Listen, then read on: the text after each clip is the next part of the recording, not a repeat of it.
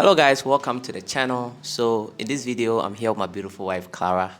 About 2.5 years ago, we did pros and cons of living in Ghana.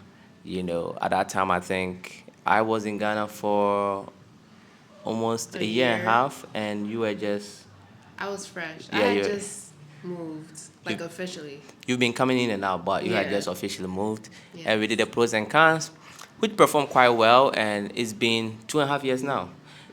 As you guys are aware, during the times where we did this, we were going through our own personal stuff and whatnot, but we've Yeah. really settled in now, and we feel like we can share more as Yes. far as what our experience have been with the pros and cons. So this is an updated video on the pros and cons of living in Ghana.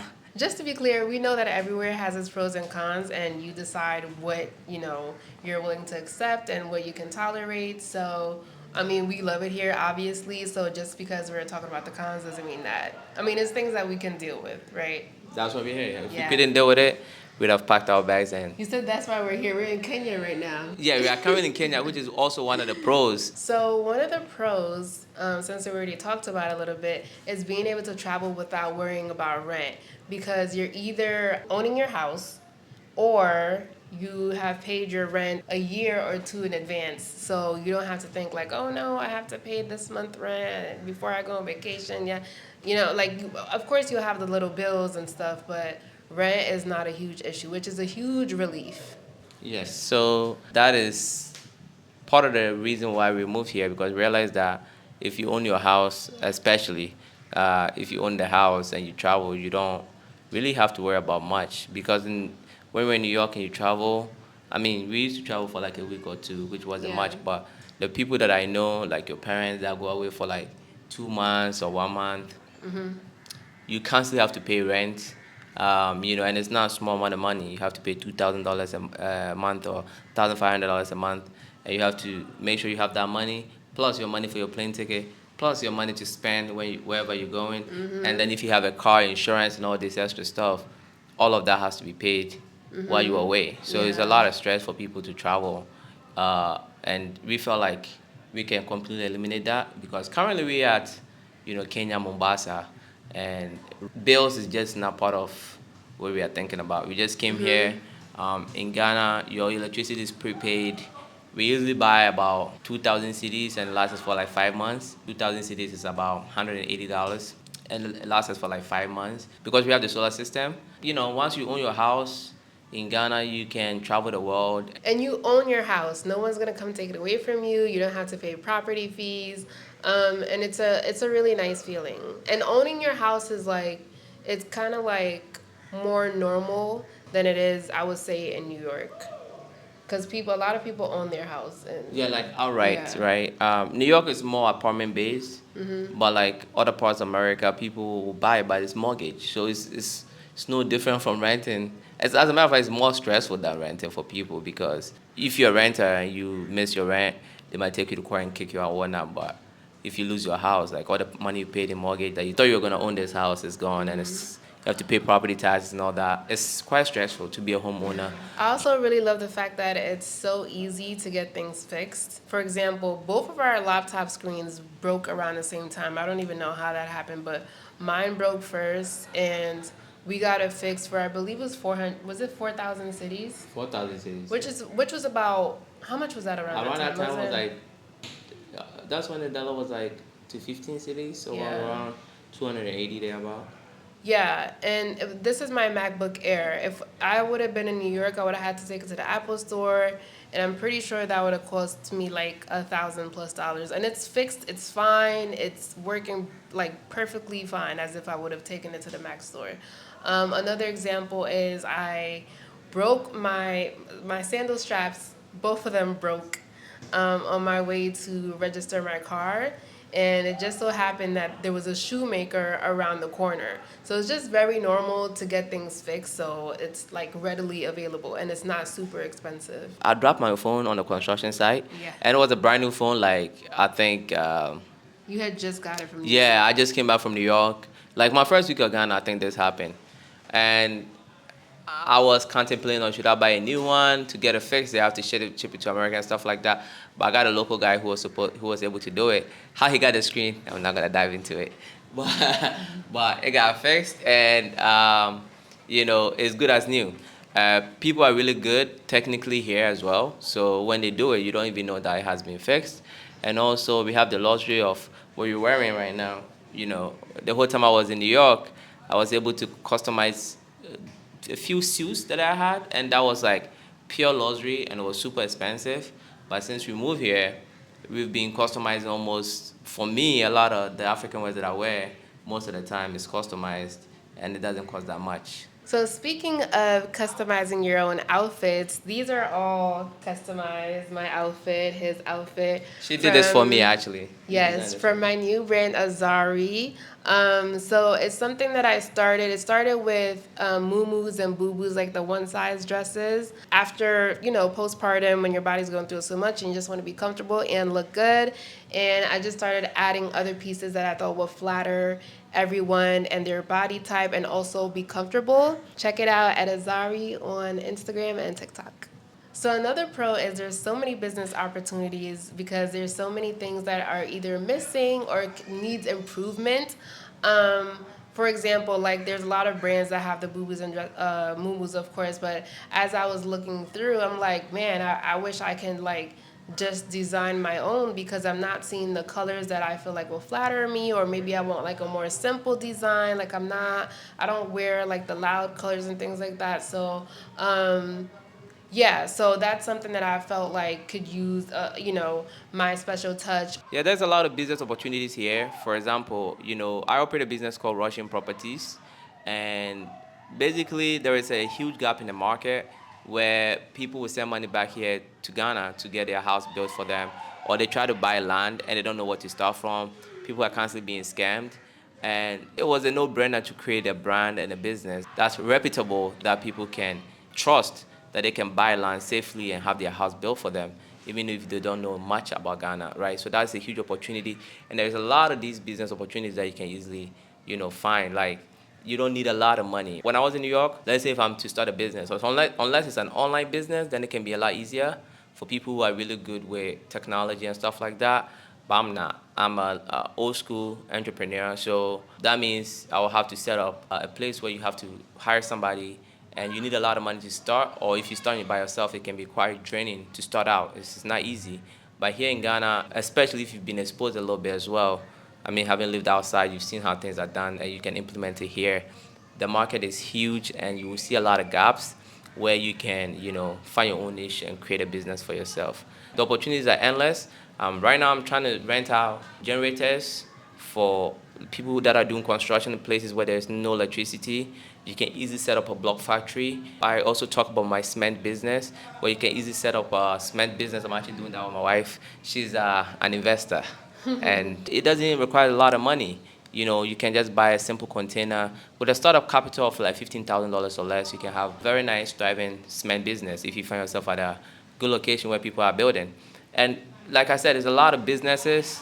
Like, the opportunity is endless, and you don't have to spend so much money to do it. But as little as $1,000 and up, you can find something to do. I want to throw some of the business ideas here for you. Some people dig boreholes on the construction site, but there is no, electricity, so you might have a generator, and then you are selling water. On the construction site, when you buy a tank of water, the white one can be quite expensive, like 120. And then for a place like where I'm selling land at Afienya. Welcome to Afienya. A plot of land in Afienya is 85,000 Ghana cedis. I've been selling land to a lot of people. Most of the houses in the walls that you see on this video are the people that bought land from me. We still have plenty of land available for you. And if you're interested, our link is in this very video and in the description below. Reach out to us so we can talk. Afienya is less than an hour away from Accra, and they are doubling the road, so the distance will be even shorter when it's done. A lot of people are building their walls and building and all that stuff, and to build a wall, you might need at least 5 tanks of water, and when they come for it, it's like 100 cities, right? That's like $10, and you can have a lot of people come in a day. You can easily make about $100, $50 a day doing this sort of business, and it doesn't cost that much to dig a borehole, to buy that generator, and to set it up. So it's a lot of business opportunities. My experience on the construction site and everything else that revolves around real estate, and she's in the beauty side as well. So aside from the fashion, what else Well, one thing I would say is you can create your own business, or you can just take something that's already being done and improve on it. Right? Especially using like your knowledge from the West, or your knowledge from wherever you're coming from, and you know certain, like you see certain things are being done here. You can use that to your advantage and be like, okay, well, this is what I'm going to add. So, for example, the beauty industry, I would say, feels a little saturated in Ghana. However, like you can't let that discourage you. You can't think like, oh, there's so many salons, there's so many spas, why would I even bother, right? Because, for example, like in our area where we live is very residential, and I know that people, if they're looking for a certain standard, or if they want luxury or certain services, they're traveling all the way out to East Legon, Cantonments, Laboni, all those places to get their services done. So why not just bring it like closer to us? Make it more convenient and make it an experience. Like you don't have to drive. Well, right now it's about an hour, right? More or less, depend on the traffic, but on average, yes. Yeah, there's no need to go all the way out there. You can just drive like 10, 15 minutes, stay in your area, get these services done, especially when you're doing your nails, your hair, your toes, and it takes all these hours. It would be so convenient if you could just do it in your area and get a good experience as well from a business owner that cares. So yeah, in a nutshell, look in the area of your expertise. You know, my wife was already in the beauty industry doing hair before she came here, and as you mentioned, if you go to East Legon and the like, it's a lot of salons and stuff like that. But your area, you can just pay attention. You will see that okay, people here looks like they can afford it, but they have to travel all the way out to do it. So why don't I just bring it close to them? And that's what she's trying to do. So you just have to be observant, That's and what I will do. that's what she's doing. I would say your money goes a long way. That's another pro. Until recently, but I think the city is depreciating again. But for the past 8 months, things became a little bit expensive because when the cities appreciated in value, the prices of food and stuff like that, nothing went down really. So when you do convert it, it became more in dollars. But that wasn't always the case, and I think we're returning back to the norm. Your money does go a long way. Now we have a tradition of going out every Sunday. You know, my wife and I and my daughter. We go out and then have nice dinner or lunch, whatever it is. But every Sunday, we religiously do that now. And I mean, it would be quite expensive doing this in New York, but Yeah. Ghana, I mean, And I feel like you get your money's worth. Like your money goes a long way, but even when it doesn't go as long as you're used to, like how the city is appreciated and the dollar is depreciated, I still felt like we were getting our money's worth. if you want to spend money in Ghana, you can spend money. Yeah. Depending on where you want to go. Twice or 3 times a week that we might stop to eat, depending on what we're doing. But we are pretty simple. We own our house outright. We don't pay rent. We own our cars. Obviously, you have to pay everything out of pocket here. And we don't have a lot of bills. We really don't. So we don't spend a lot. You know, Yeah. that's another advantage I would say. Since you can own your house outright, and that you don't spend a lot, most of the money, if even if you manage to just bring in $50,000 a year in a period of 10 years, you can. If you are not like a big spender, you can end up using like $30,000 every year to invest in things that will make you pretty wealthy in 10 years. So every year we are investing and we are getting richer. It's very hard to be in debt in Ghana. If you can manage to get into huge debt in Ghana, then You can be in there even I if you don't want. know. You can be in there even if you wanted to. You don't even have the option. I mean, they do have loans. It's But so hard for them to even give it to you. Yeah. Like you don't even wanna go. You're not gonna have the time to go through it. The people I know that are in debt is people that you can get quick loans on MTN. MTN is like it's like a mobile phone, but they also have a payment platform called Momo, and people do get loans through that. But it's like small loans, like 2,000 cities and stuff like that. The reason why I know that is because Oh, that's nothing compared to the debt in yeah. New York. The reason why I know that is because sometimes you want to send money to people, and if you owe and somebody Oh, sends it money, takes they take it, and Okay. they'll be telling you not to send the money to them. But people don't have that here, and you can build wealth easily. If I look at it from just my neighbors and stuff like that, I would say they were rich, richer than almost everybody I know in America. Why? Because except my some rich friends that I But knew that people have a don't business. believe that. They don't It's hard, believe but we it. just have to look at net worth. If it's, even somebody is living in a $50,000 house and they drive like a $10,000 car and they own both of them outright, how many people in America have their house paid up to that levels and stuff? Like they are richer, literally, by net worth, not by what they get to, show to the public. By like, what do you really own, right? assets minus liabilities. And people barely have liabilities here. Credit card is non-existent. Their cars that they have is paid off. The average Ghanaian who is driving anywhere between $5,000 to $100,000 car. Yeah. I mean, it could be higher for that, but the average, and it's completely paid off. And the house that people are living in, again, is an average of $35,000 to $200,000. I'm not talking about the high end, and it's completely out of pocket. And I feel like being debt free also contributes to like a better mental state. You're not People are as happier, stressed. yeah. Yeah, you're not as stressed because you're not thinking about the thousands of dollars that you owe and how you're gonna pay it. Yes, yes, yes, yes. So it's great. I would say that building wealth is much easier here once you have a source of income. It doesn't have to be so huge. Raising a family in Ghana, it for me, in my experience, because I didn't grow up here, but I think it's much better than New York because in New York, you have too much access, like easy access to everything. You're taking the bus and the train at a very early age because you have to get to school. Your parents can't take you to school because they have to get to work.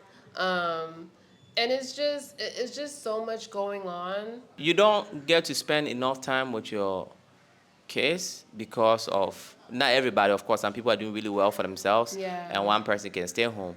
But for the average person, we are both working, right? Yeah. We both got to wake up and New go and York is grind. expensive. New York is expensive, so for the most part, especially our brothers and sisters, who migrated to, Yeah. yeah, Working super hard. they are working super hard to take care of their kids.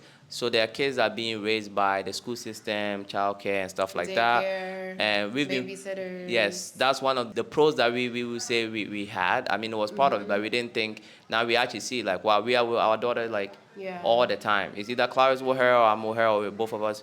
We are And with going her. outside to play is not really a thing. I mean, unless you live in a house where you can, because I grew up in, like, when I was younger, I grew up in a house, so I was able to play in the front yard.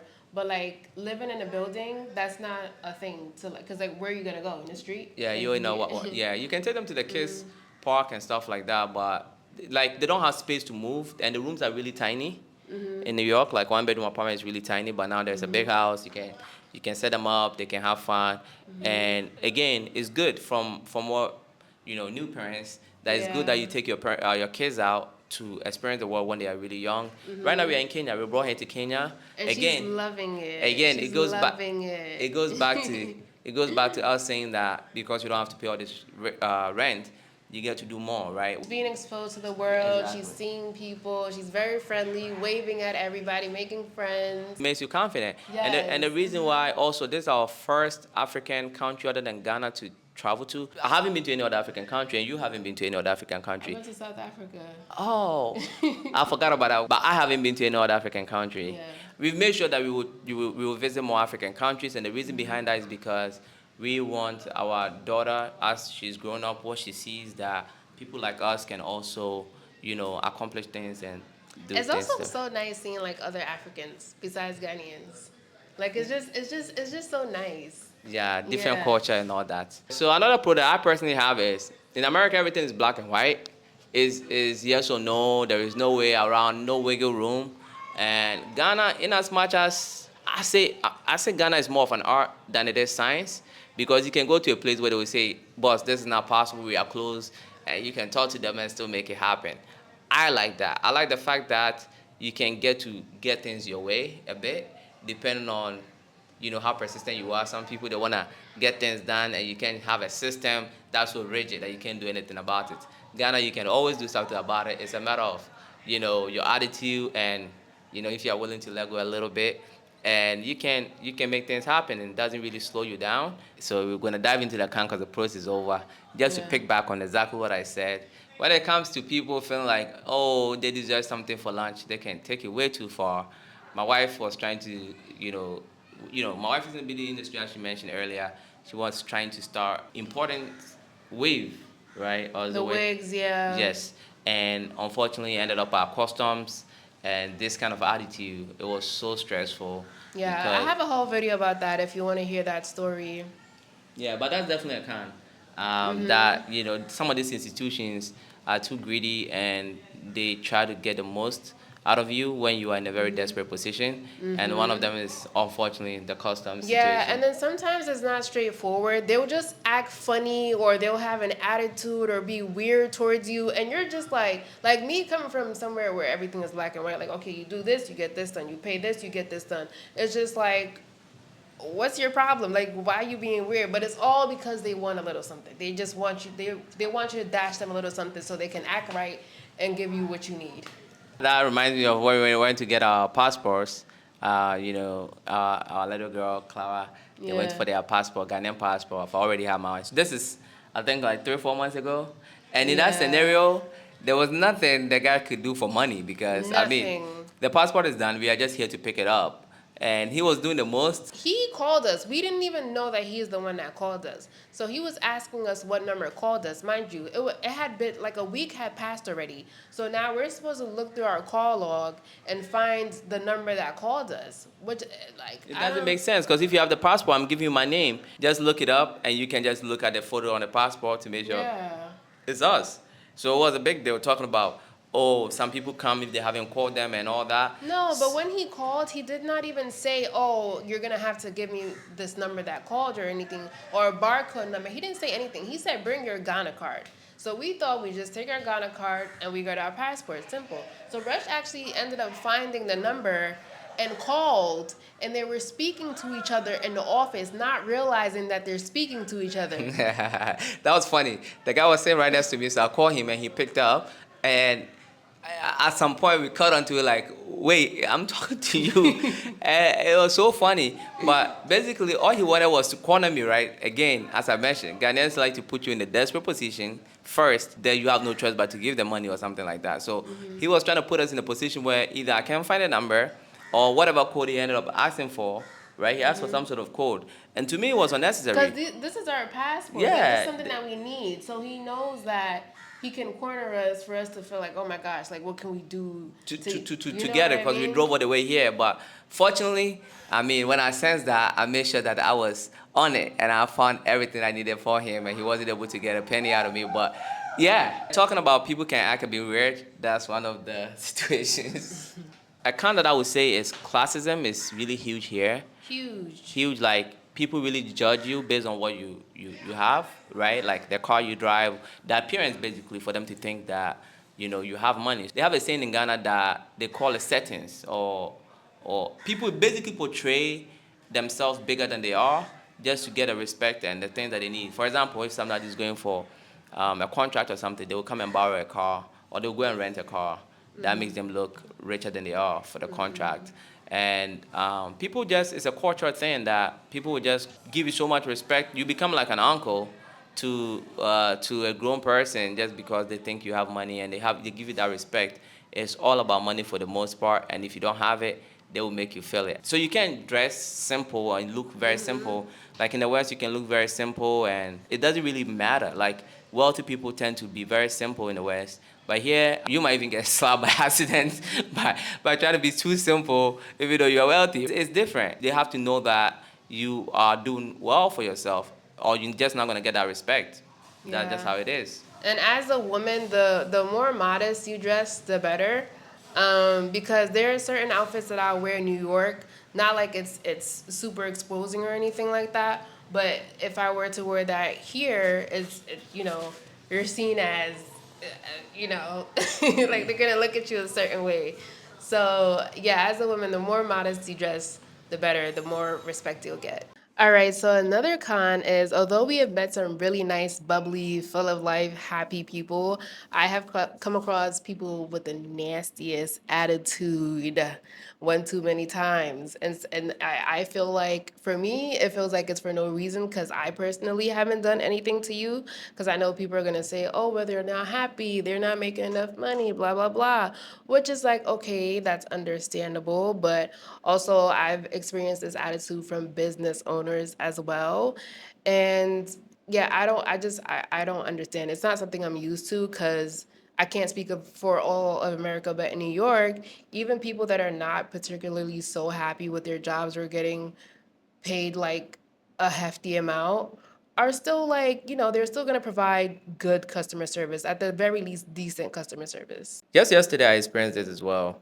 where there was like a small business owner that just opened up in our area, and I was going for a walk and I saw it. I'm like, oh, this is just 2 minutes walk or even less, like for convenience. I was so excited, and I love beans and cocoa, so she had like good beans, and I'm like, okay, I'm gonna patronize this lady. So, me being, I like talking to business people, so I'm like, hey, that's a new. I was like showing my excitement, and she just went quiet. She wasn't saying anything.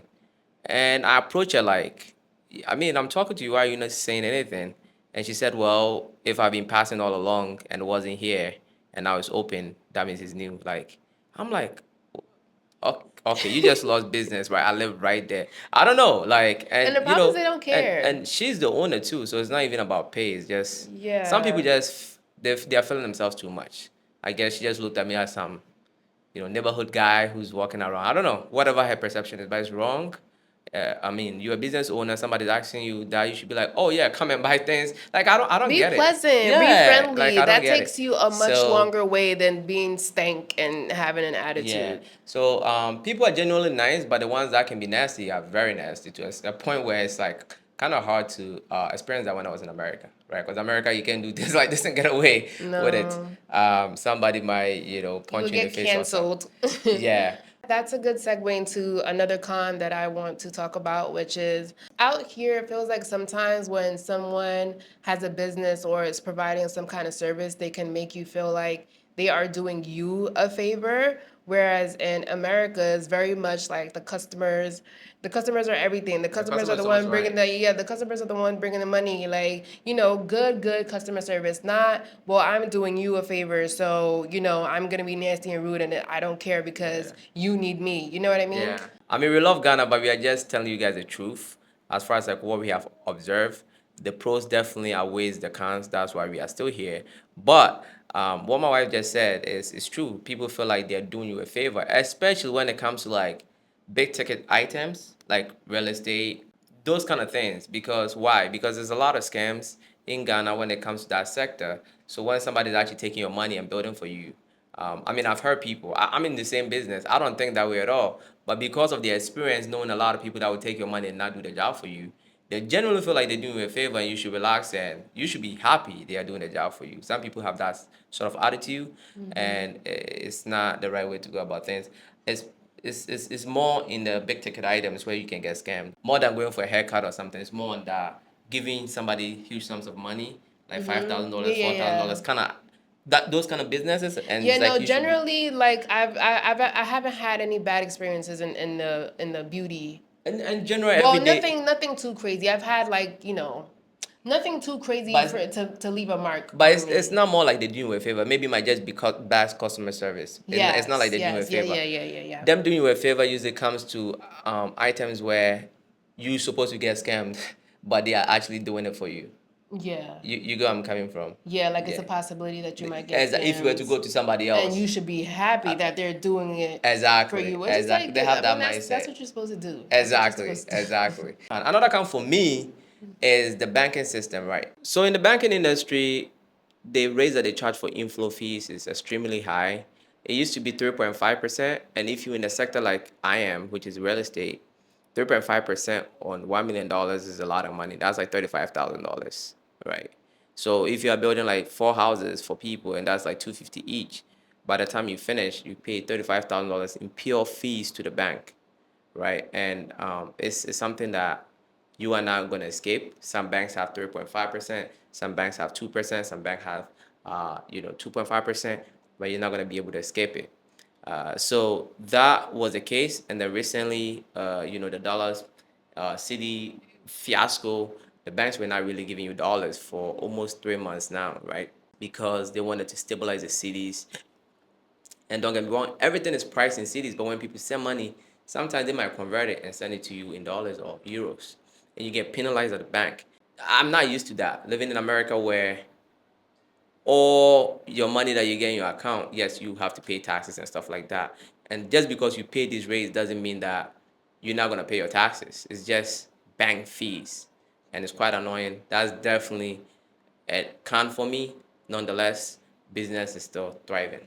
Okay, another con that I want to get into is shopping is not as easy in Ghana. So when I'm in New York, when I'm in the States, I know that I can easily go on Amazon, or even if it's not Amazon, any website, and just order whatever it is that I need, and it'll get to me within a few days, within a week, 2 weeks if it's coming from China.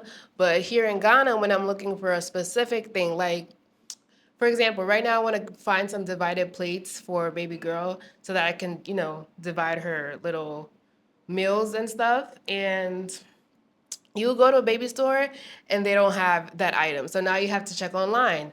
Are there websites? Eh, Gigi, have you checked it? yeah, but it's not as easy because you can't just order it. You have to find a supplier or vendor or whatever, then you have to talk to them on WhatsApp and set up a delivery where like when I'm in New York, I know I can just easily order Click a something on button. Amazon, click a few buttons and The next it's at day your it's there. doorstep. Do you miss that? Yeah, I definitely do for the convenience, especially with things that I need for baby girl, because I need it like ASAP instead of like going on the hunt for it. But on the good side of that is so the good side of that is that you can't spend all frivolously because you're kind of not You don't really have the limited. option. But if you want Yeah. to spend, you can. But yes, it's harder. You have to put in more work to spend. You got to put in a lot of work. You got to talk to a whole bunch of vendors, set up a whole bunch of deliveries. Then you got to make sure it gets delivered. And if you don't have an address, you have to direct. Like all of that alone just makes you not even want to Yeah. get the item anymore. Another con is always is bad roads. Ghana is a developing country, and this is not the end of the world, but it's definitely a con as well. We've managed to deal with it. We got the 4x4 that we ride around with, but you get tired driving on these bad roads, and Ghana is doing something about it with a big push. The Mahama initiative, trying to, get more roads done. The roads could be pretty terrible sometimes in certain places, not the whole Ghana.